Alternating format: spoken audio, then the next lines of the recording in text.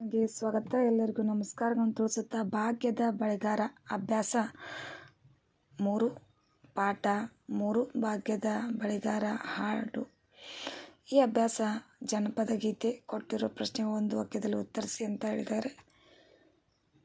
ಭಾಗ್ಯದ ಬಳೆಗಾರ ಇಷ್ಟು ಪ್ರಶ್ನೋತ್ತರಗಳನ್ನು ಒಳಗೊಂಡಿರುವಂಥ ಪಾಠ ಇದಾಗಿದೆ.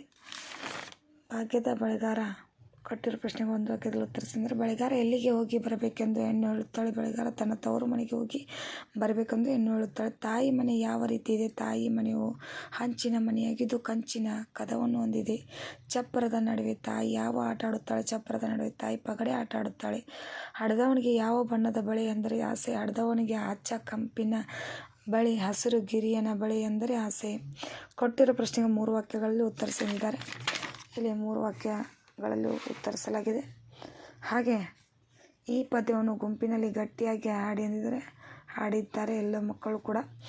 ಬಳೆಗಾರ ಮತ್ತು ಬಾಲೆ ಪಾತ್ರವನ್ನು ಹಂಚಿಕೊಂಡ ಇಬ್ಬರು ರಾಗವಾಗಿ ಹಾಡಿದ್ದಾರೆ ಕೂಡ. ಕೆಳಗಿನ ವಾಕ್ಯಗಳಿಗೆ ಅರ್ಥ ಕೊಡುವ ಸಾಲುಗಳನ್ನು ಪದ್ಯದಲ್ಲಿ ಗುರುತಿಸಲಾಗಿದೆ ಕೂಡ. ಕೊನೆಯದಾಗಿ ಭಾಷಾ ಅಭ್ಯಾಸ. ಕೆಳಗೆ ನೀಡಿರುವ ನುಡಿಗಟ್ಟುಗಳನ್ನು ಬಳಸಿ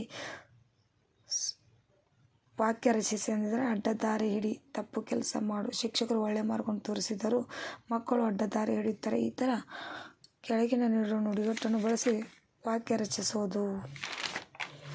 ಇಲ್ಲಿ ಕೊನೆಯದಾಗಿ ಮುಕ್ತಾಯಗೊಳ್ಳುತ್ತೆ ಭಾಷಾ ಅಭ್ಯಾಸಕ್ಕೆ. ನಿಮಗೂ ಕೂಡ ಇವತ್ತಿನ ಈ ಭಾಗ್ಯದ ಬಳೆಗಾರ ಪಾಠದ ಪ್ರಶ್ನೋತ್ತರಗಳು ವಿಡಿಯೋ ಇಷ್ಟವಾದಲ್ಲಿ ಪ್ಲೀಸ್ ಲೈಕ್ ಮಾಡಿ, ಸಬ್ಸ್ಕ್ರೈಬ್ ಮಾಡಿ, ಶೇರ್ ಮಾಡಿ. Thank you.